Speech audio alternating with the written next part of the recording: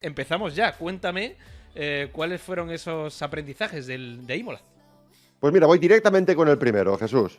Para mí el primero es Aston Martin y sus brotes verdes, porque los Wow. hubo. Y los hubo con mucha esperanza para los aficionados, sí, pero sobre todo para el equipo. Y fíjate, aquí quiero resaltar algo.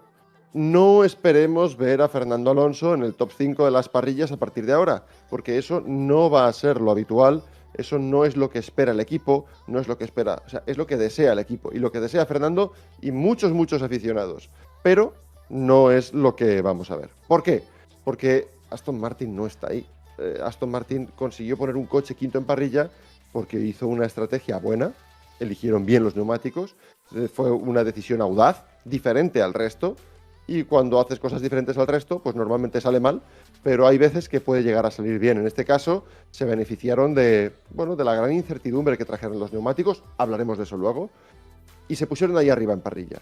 Lo que dijo Fernando ya antes de que se disputara el Gran Premio es que sus simulaciones daban de entre décimo y duodécimo resultado final. Fíjate, desgraciadamente acertó. Pero también digo una cosa, acertó porque la estrategia fue mala, porque hubo mala suerte. Bueno, y no quiero aquí repetir la frase, o sí la voy a repetir, ¿no? La de soy el piloto con menos suerte o con más mala suerte de todo el mundo. La cuestión es que si no hubiera sido por eso, creo que tenían ritmo para haber estado entre los 8 primeros. Y eso es un salto espectacular. Los brotes verdes están. Y sobre todo, insisto, los brotes verdes no se refieren principalmente a los resultados a corto plazo, sino sobre todo a la forma de obtener esos resultados, que es teniendo un buen coche. Tener un buen coche requiere desarrollar un buen coche. Desarrollar un buen coche requiere toda una escalera de asuntos, desde la libreta roja de Adrian Newey hasta la correlación en pista. Por el camino, pues obviamente están las simulaciones en CFD, obviamente también están las simulaciones en el simulador con el piloto, obviamente también está el túnel de viento antes de eso, y luego finalmente está la comprobación definitiva en pista. En esta ocasión, Jesús, y esta es la noticia, estos son los brotes verdes a los que me refiero, y no al rendimiento del coche. Esa escalera funcionó desde el primer peldaño hasta el último. Y eso no se veía en Aston Martin desde hace, no quiero decir 2 años, pero voy a decirlo. Desde hace 2 años. No se veía desde hace 2 años. Es maravilloso. Es algo que abre las ventanas en una habitación con el ambiente muy cargado. Y por eso yo creo que, sin duda, debe ser uno de los aprendizajes que nos llevamos del Gran Premio de la Emilia-Romagna. Aston Martin tiene brotes verdes. Aston Martin sabe desarrollar coches otra vez. Ha costado mucho, pero vuelven a saber desarrollar sus propios coches. Qué casualidad que el año pasado, bueno, se fue Adrian Newey de Red Bull y justo cuando dejó de ir a las carreras con Red Bull, o ya no empezó a aparecer cada vez menos, Red Bull empezó a decaer. Dijo hace poco Helmut Marko que esta era la primera mejora que les había funcionado en un año. Y ahora resulta que Aston Martin, que llevaba 2 años que prácticamente no daba pie con bola, de repente llega Adrian Newey hace un par de meses o algo así. Y a ver, no creo que haya tenido muchísima influencia en esto, pero ya ha dicho que ha tenido alguna que otra comida con el equipo que todavía sigue trabajando en el MR25. Qué casualidad, ¿no? Que siempre que se va Newey, el equipo baja, llega Newey, el equipo sube. Bueno, seguro que las casualidades no existen, Jesús, pero te digo también una cosa. Para mí lo importante es que alguien como Andy Cowell haya sabido ponerse sobre los hombros la presión que significa empezar un campeonato siendo séptima o octava fuerza, estar dispuesto a descolgarse prácticamente hasta la décima, poniendo buena cara, y mientras tanto reorganizar al personal, hacer todas las pruebas, todas las iteraciones, todas las modificaciones en los equipos humanos y técnicos para que esa escalera vuelva a funcionar, esa escalera vuelva a tener peldaños que se pueden pisar con seguridad, vamos a decir, y aguantar el chaparrón, porque el chaparrón ha sido fuerte, Aquí mismo hemos llamado John Deere al Aston Martin y creo que merecidamente, no me arrepiento, pero lo que es evidente, y eso sí, también lo hemos repetido durante muchos meses, es que Aston Martin estaba trabajando no sobre su coche, sino sobre algo más importante que su coche, y es sobre su estructura. Recordemos, es que es todo nuevo. Túnel de viento, fábrica, director técnico que no está, gurú técnico que no trabaja en ese coche, todo es nuevo. En fin, creo que ya he dicho lo del simulador, también es nuevo, todo es nuevo. Entonces, que en relativamente poco tiempo, porque desde luego desde la llegada de Andy Cowell, que es cuando dice, oye, tiramos el freno de mano y vamos a empezar de cero otra vez. Eso hay que tener las ideas muy claras, vamos a decirlo así, Sí. para poder y un apoyo muy fuerte de la propiedad del equipo para poder emprender un vía crucis como este, que lo está siendo. Y lo va a seguir siendo. Este coche ha funcionado bien aquí y en circuitos con curvas rápidas van a volver a sufrir. Tranquilos, que esto no significa que de repente vamos a tener a Fernando siempre peleando por los puntos. Pues probablemente no. Pero no es lo más importante, de verdad, de verdad. Lo más importante son esos brotes verdes, esa escalera que el propio Andy Cowell ha admitido que ahora, por fin, y por primera vez, desde el Gran Premio de Canadá 2023, está funcionando. Estoy totalmente de acuerdo, creo que lo he dicho además al principio del directo, pero también te tengo que decir, o te tengo que preguntar, porque he visto un montón de gente por redes sociales que achaca esa mejoría de Aston Martin a, bueno, es que a lo mejor el circuito de Imola precisamente le venía muy bien al coche, tal, quizá no es una gran mejora, no sé qué. Yo sinceramente creo que es una combinación de ambas, pero te quiero preguntar a ti qué piensas. Obviamente estoy de acuerdo contigo, el circuito le resultaba razonablemente proclive.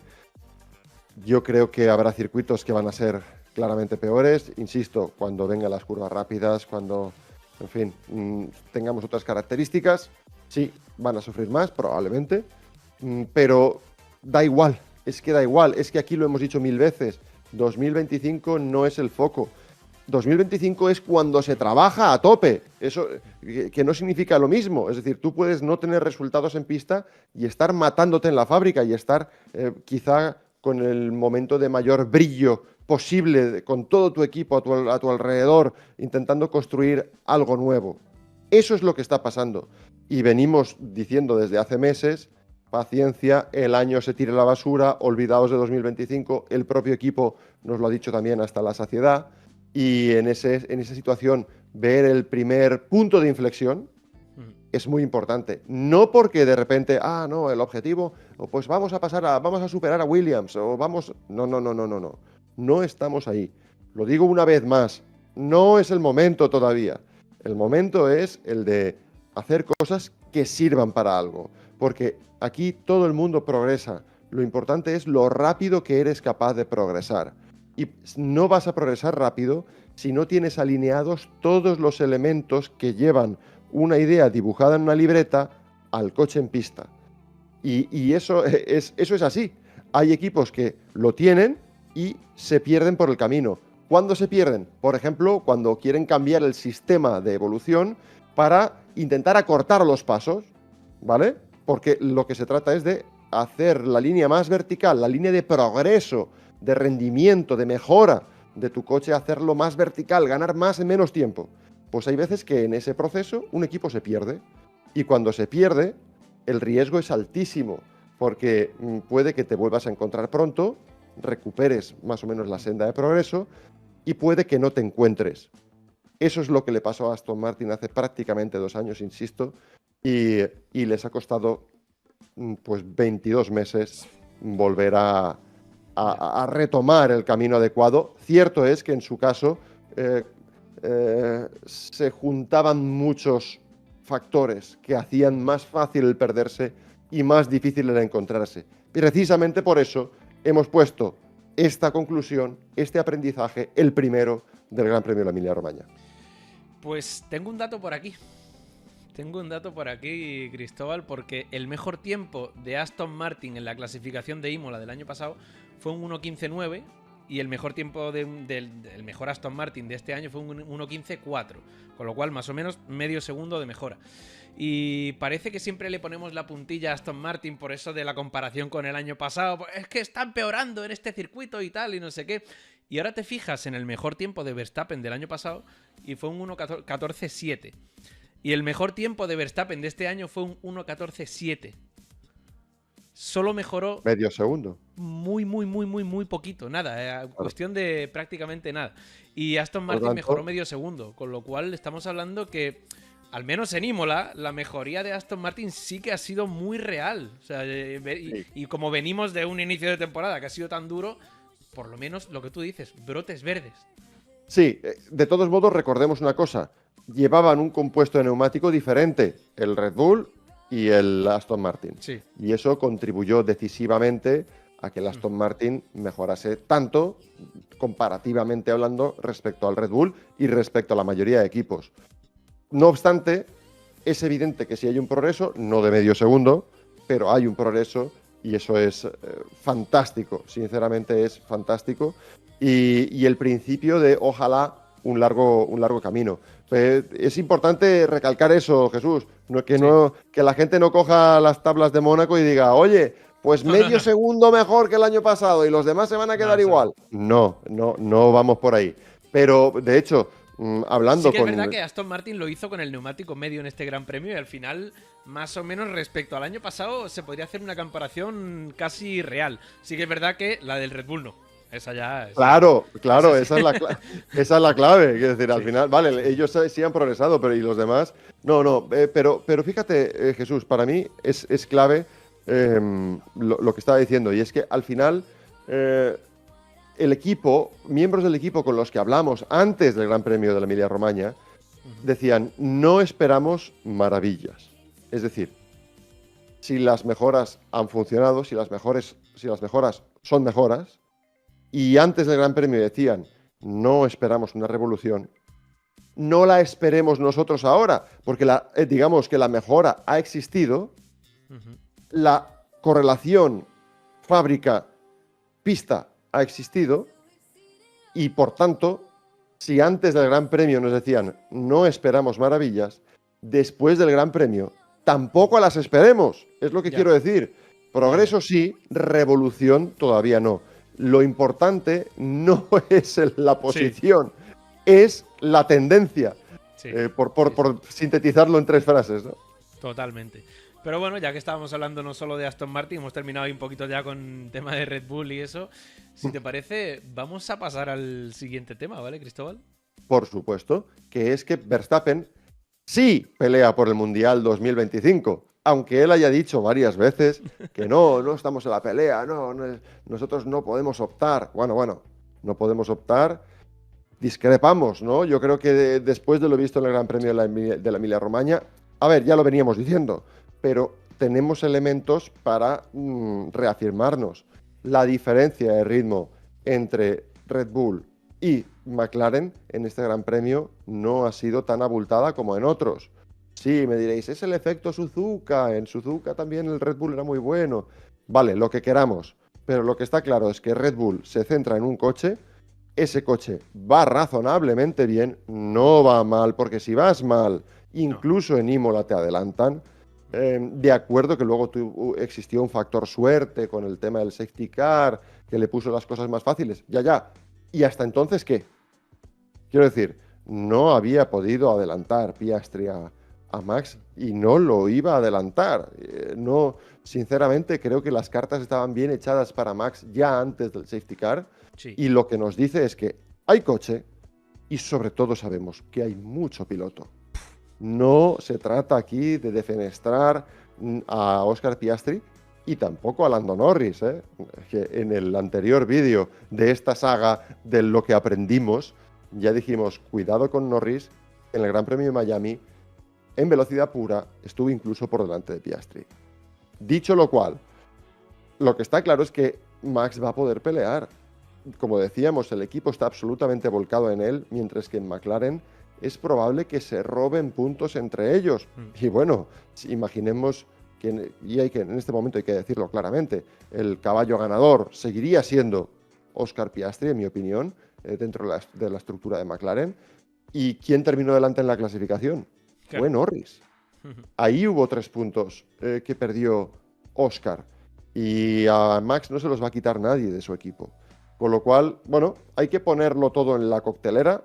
Hay que pensar que con actuaciones tan extraordinarias como las que hizo Max, va a poder seguir estando en la pelea.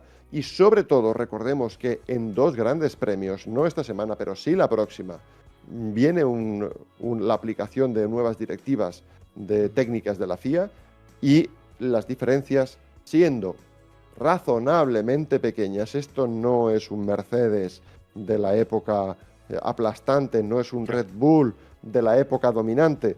Esto es un equipo que está un poco por encima del siguiente, pero hasta ahí. Unas nuevas directivas técnicas pueden equilibrar la balanza o incluso darle la vuelta.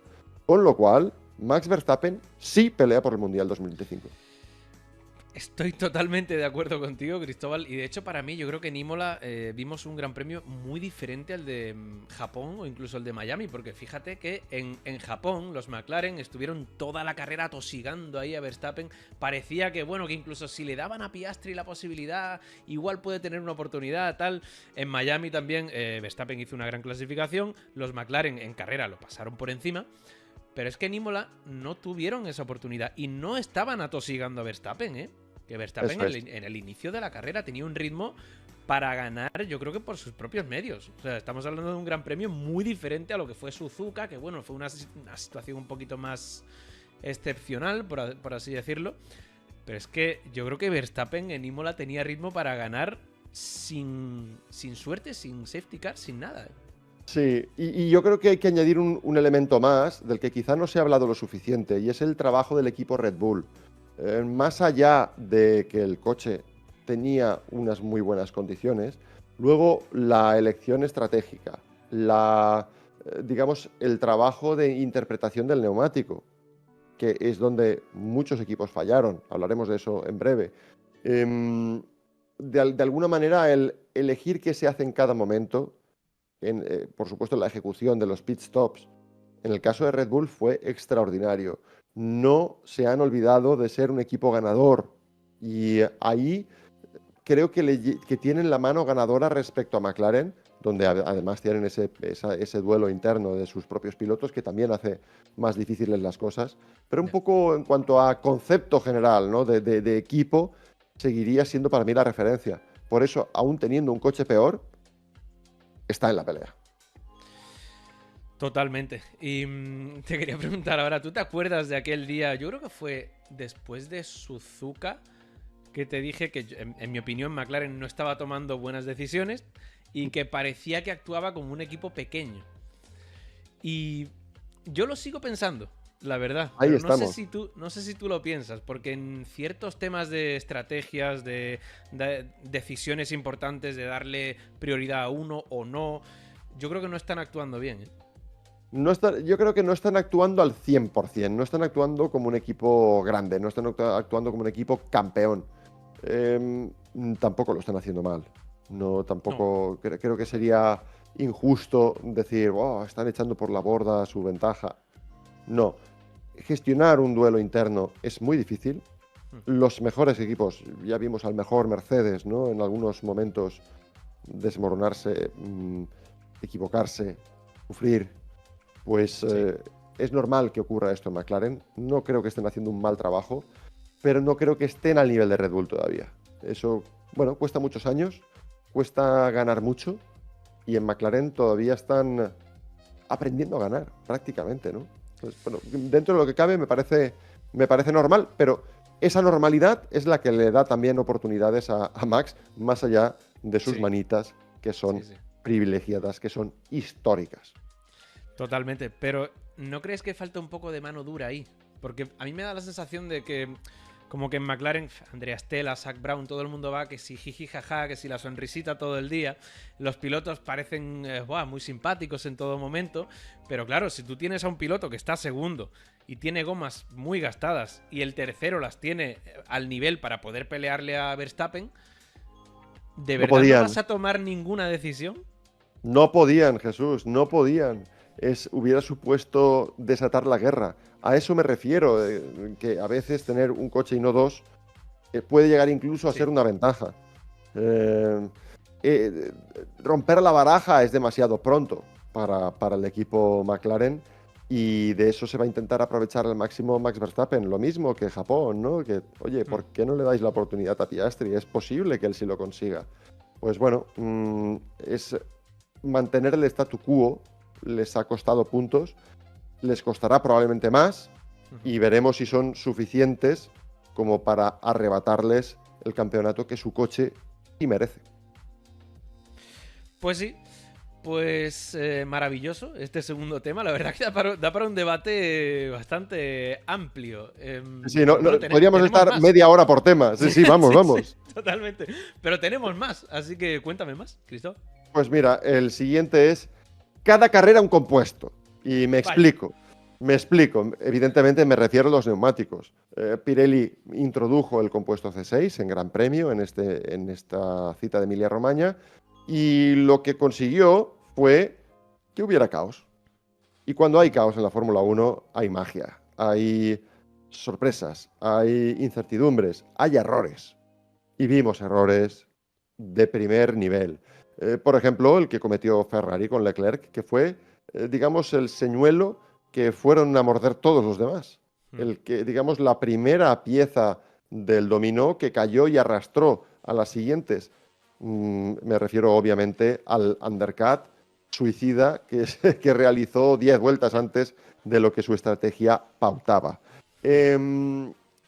Evidentemente, no sabían cómo iban a reaccionar a los neumáticos y por eso tomaron una decisión que no estaba a priori en las quinielas. Recordemos, digamos que el Pirelli había elegido o había mostrado como estrategias prioritarias dos. Una era empezar con el medio y acabar con el duro, y la otra era empezar con el duro y acabar con el medio. Esas fueron todas las estrategias que dieron como probables, digamos, como las más rápidas, como las más viables, y sin embargo, si haces un repaso a la tabla de compuestos utilizados por cada equipo, vemos un dibujo bastante diferente. Obviamente participó el safety car de ello, me atrevo a decir que también el Virtual tuvo un componente de intervención ahí, pero sobre todo lo que había era incertidumbre, desconocimiento sobre la curva de degradación del neumático, desconocimiento, por tanto, de la ventaja que te aportaba hacer una parada extra. Y por eso la hicieron. Y por eso se equivocaron. Muchos coches veían que en una pista difícil de adelantar, una pista de la vieja escuela, una pista a la que decimos adiós, por cierto, y que yo creo que es una pena que le digamos adiós, pues pensaron que la única forma de adelantar era cambiando de estrategia, yendo a dos paradas, siendo más rápido que los demás, teniendo ese plus que sí, junto al DRS, permitiera adelantar al final de la recta de meta. O, como hacía Fernando Alonso, a la salida de la Tosa. Eso ya para los muy cafeteros o para los auténticos magos. Pero lo cierto es que esa posibilidad no existió.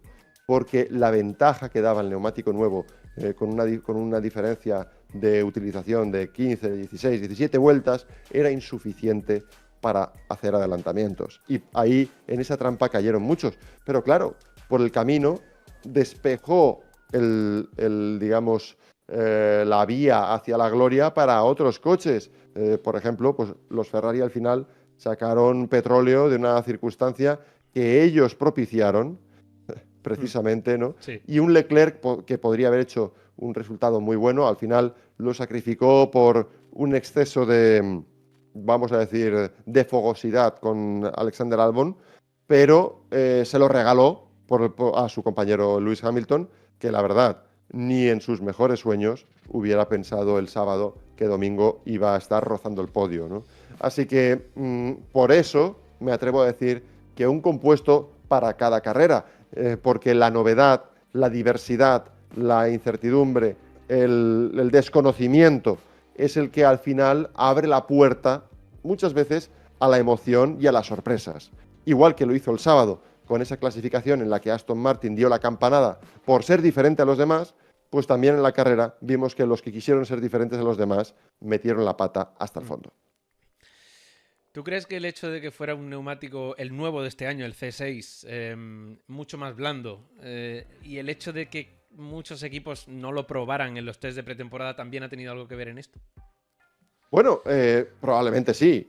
aunque también te digo, un neumático solo probado en un asfalto, sí, puedes tratar de extrapolar a la macro y micro rugosidad de cada asfalto, a las temperaturas también de cada sitio. Recordemos que en Bahrein, en los test, estábamos, en fin, con la bufanda y el chaquetón largo puestos, Es verdad. pues sí, te puede dar una idea, pero probablemente insuficiente como para acertar en Emilia-Romagna 4 meses después o 3 meses y medio después.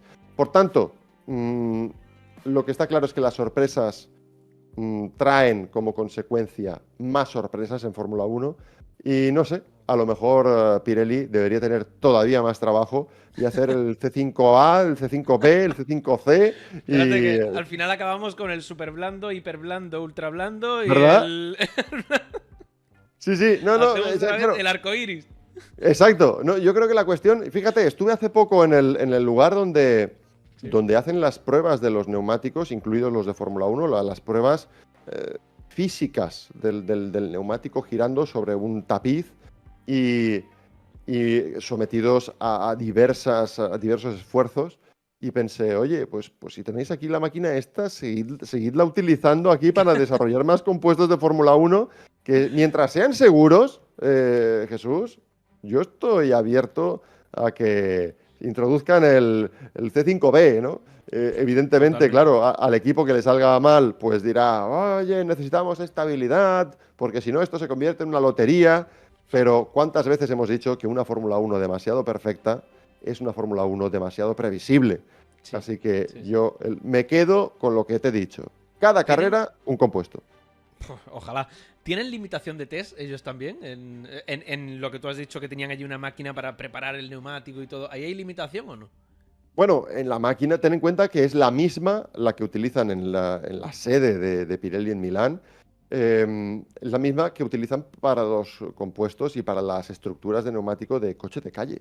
Ujú. Con lo cual, obviamente no pueden dedicarle todo el tiempo a la Fórmula 1 porque aunque se está virtualizando el desarrollo de los neumáticos a través de inteligencia artificial, a través de modelos predictivos, a través de, en fin, al final simulación por ordenador, pero sigue siendo necesario ponerlos en esa máquina infernal. Además, es enorme y tiene un gran cilindro al centro, ¿no? Que es el que presiona el neumático en diferentes ángulos, en diferentes avances, diferentes caídas.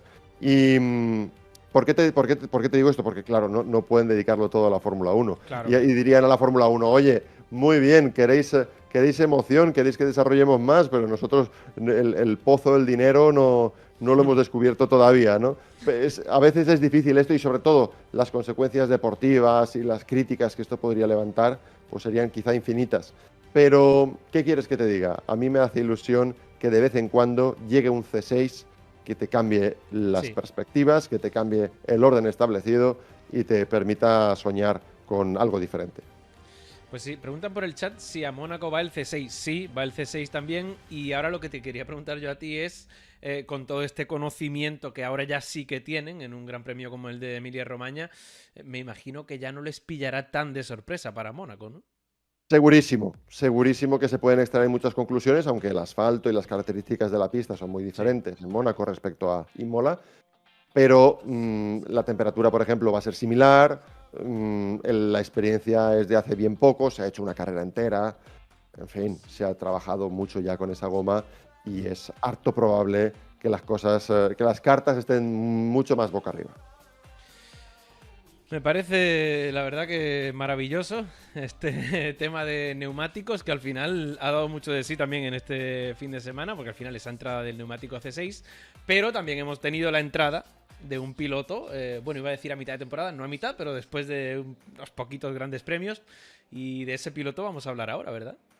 Efectivamente, es la reentrée, el redebut, la reincorporación, en fin, el abrazo que le ha dado la Fórmula 1 de nuevo a Franco Colapinto, a la estrella argentina, al hispanohablante que viene a reforzar nuestra nómina de latinos en la categoría reina. Y sí, yo creo que el titular es que Franco Colapinto no ha fracasado. No. Porque, en fin, se ha hablado mucho, hemos leído muchas cosas, hemos leído ciertos correctivos, ¿no?, de una parte de la prensa a lo que ha hecho Franco este fin de semana en el circuito de Enzo Ferrari. ¿Y qué quieres que te diga? Sí, un golpe no es lo que se desea. De hecho, es lo que, no, lo que le pedíamos que no hiciera, ¿no? Y ocurrió. Pero también hay que entender en qué circuito estamos. Es una de las pistas donde más fácil es de toda la temporada acabar contra las barreras. Y sobre todo hay que poner sobre la mesa el ritmo de carrera. Hay que poner sobre la mesa lo que estaba demostrando incluso en clasificación hasta el momento del golpe. No media un abismo entre Pierre Gasly y Franco Colapinto, a pesar de que Gasly evidentemente tiene mucho más por la mano al equipo y al coche que Franco. Hubo momentos en la carrera que les vimos rodar prácticamente juntos, hubo momentos en los que incluso Colapinto fue por delante. Quiero decir con todo eso, esto no es un fracaso. Lo importante, el fracaso solo ocurriría si hace mella, si un incidente de este estilo hace mella en la mentalidad del piloto, en el optimismo, en el acercamiento, en la garra que le pone a la temporada. No creo que sea el caso, y por tanto espero que veamos ya desde Mónaco un Colapinto en su sitio, un Colapinto quizá un pelín por detrás de Pierre Gasly, pero no por detrás de donde hubiera estado Jack Doohan, que al final es el objetivo primordial del equipo. No pueden ir a peor en cuanto a pilotos, tienen que ir a más en cuanto a patrocinios, y si esa alquimia, si esa ecuación funciona, esto seguirá igual. Con lo cual, Franco no ha fracasado. Es importante recalcarlo. El único fracaso de Franco Colapinto puede haber llegado con algunos neandertales que han estado haciendo lo que no toca en redes sociales y dañando más que las barreras al Alpine, al papel y a la perspectiva que el mundo tiene sobre Franco Colapinto. Que vaya injusticia también, que pueda llegar a afectarte algo que una serie de energúmenos están haciendo a miles de kilómetros de donde tú te estás jugando el futuro y el pellejo a bordo de un Fórmula 1.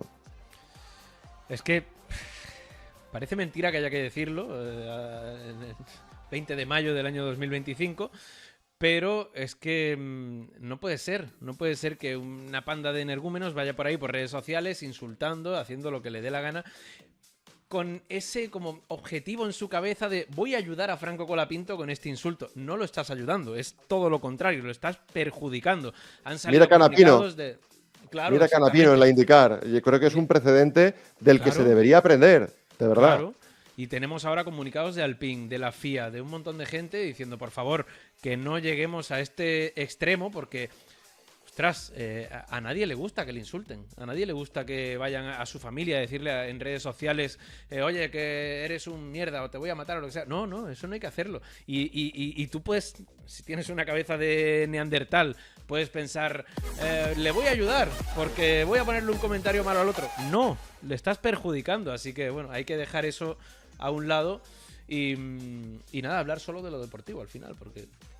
Sí, porque además yo creo que es especialmente injusto porque puede afectar al prestigio y a la consideración que se le tiene a una afición tan magnífica, tan veterana, tan documentada como es la afición argentina al mundo tuerca. Sinceramente, no les representan. Los que escriben eso no les representan.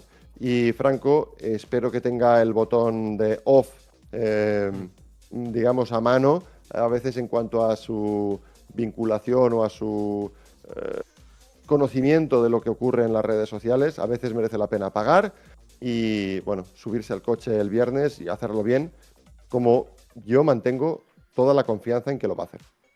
¿Cómo se puede llegar a decir en un primer gran premio de la temporada, cuando no había probado ese coche en una sesión oficial, cuando acaba de llegar al PIN, como quien dice, hace unos meses?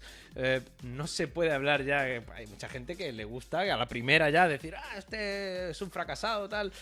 No se puede decir eso, y más cuando, para mí lo más importante en un piloto joven es demostrar la velocidad, porque que un piloto joven te haga 7 carreras sin ningún accidente, pero está a medio segundo de su compañero de equipo, el jefe del equipo lo ve como, bueno, pues este tío está ahí y no me provoca ningún gasto extra, sí, pero tampoco me da puntos. Pero lo que de verdad enamora a un jefe de equipo es que el piloto tenga velocidad.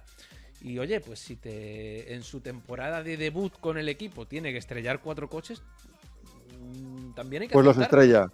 Si además trae la pasta, pues imagínate, ¿no? Con Claro. todavía más facilidad.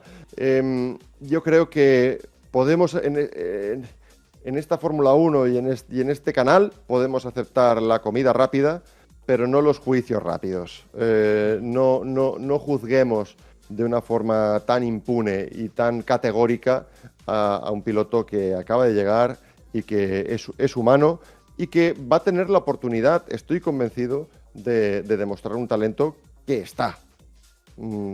Está. Sabemos que está, ya lo ha demostrado. Simplemente tiene que ponerlo todo junto. Como bien decías, este coche no lo he probado ni en sesión oficial ni en otras sesiones, porque recordemos que ha hecho test con Alpine, sí, pero con coches antiguos. Pero efectivamente, y no estuvo en los test de pretemporada, tampoco estuvo en ningún filming day, con lo cual es que no ha probado el coche. Y fíjate lo que le pasó a Tsunoda, es subirte a un coche sin pretemporada en el tercer Gran Premio de la temporada al lado de Verstappen, pues no es la papeleta más fácil que te puede tocar. Y ahora llegar a este séptimo Gran Premio de la temporada y subirte al lado también de Gasly, que es un buen piloto, pues no es fácil. El Libres 3 estuvo a 2 décimas de Gasly.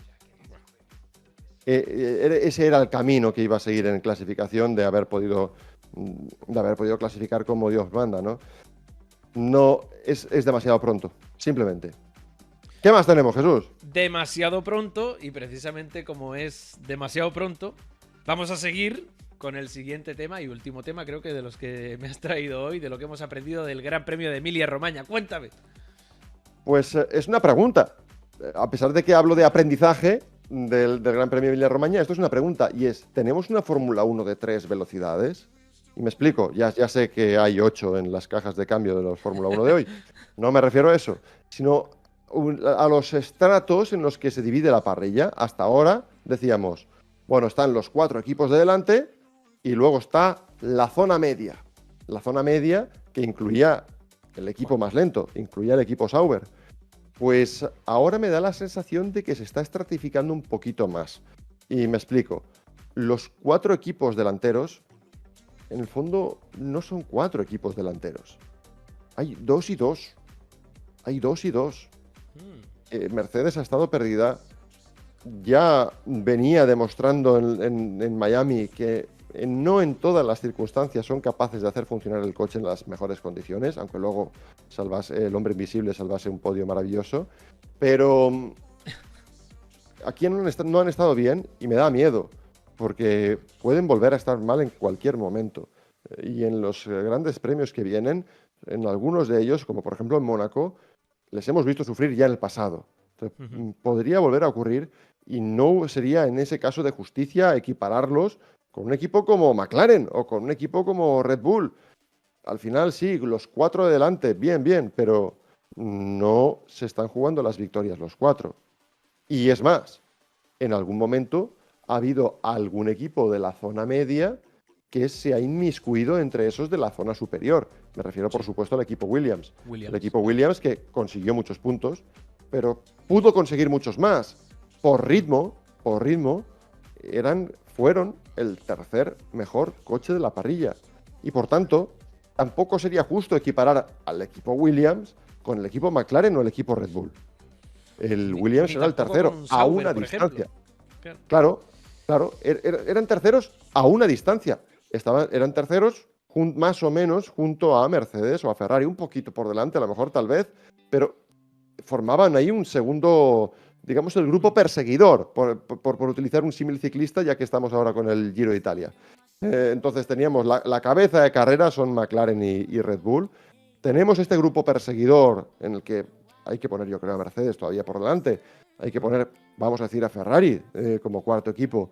Y hay que poner a Williams ahí, porque verdaderamente en pistas muy distintas están dando muy buen resultado y están un paso por delante de ese resto de la zona media. Y luego sí nos encontramos en una zona media en la que, de nuevo, y como venimos diciendo desde el inicio de la temporada, cambios muy pequeños traen modificaciones en los resultados y en el orden de equipos muy grandes. Depende del Gran Premio, depende de la novedad. Podemos tener a un Aston Martin 10º, o a un Aston Martin 5º, 6º equipo de la parrilla. Es lo que vimos en Imola. ¿Y quién nos dice que no vayamos a verlo de nuevo en los próximos grandes premios? Cuando tenemos un Gran Premio de España por delante, en el que, de nuevo, insisto, las directivas técnicas de la FIA nuevas van a entrar en vigor y vamos a ver cambios, veremos si mejoras o peoras, depende cada equipo, pues yo lo que creo es que sí hay que establecer por lo menos 3 grupos y ya no 2, como decíamos al principio de la temporada. Es un cambio significativo, no me dirás que no. No, sí, totalmente. A mí me da la sensación como que, bueno, McLaren va bien prácticamente en cada circuito. Red Bull va bien en casi todo, pero no tanto. No tanto como McLaren, pero sí que tiene también ciertos puntos clave como la eficiencia aerodinámica, circuito como Suzuka que iban muy bien. Pero da la sensación como que Ferrari y Mercedes pueden ir bien en cierto tipo de circuito y en otro muy mal. Y fíjate como Hamilton te llega al sprint de China y lo hace increíblemente bien. Pero después se planta en otro circuito y no va. Y Leclerc al final un poquito también por el mismo camino, ¿no? Y fíjate Mercedes. Antonelli se planta en la pole allí en Miami y ahora de repente llega a Imola y ¿qué? No existe. Y nada. Y no existe. Un gran premio, me atrevo a decir, decepcionante. Sí, ¿no? Por tanto, lo que está claro es que en ningún momento, ni siquiera cuando van bien, Russell está en disposición de pelear por las victorias, seamos francos. Entonces, si cuando los demás están en nivel medio y tu equipo está en nivel top, no puede alcanzarlos, entonces sacando un poco la media de lo que hemos visto en la temporada, habrá que concluir que no están en el mismo grupo, no están en el mismo nivel.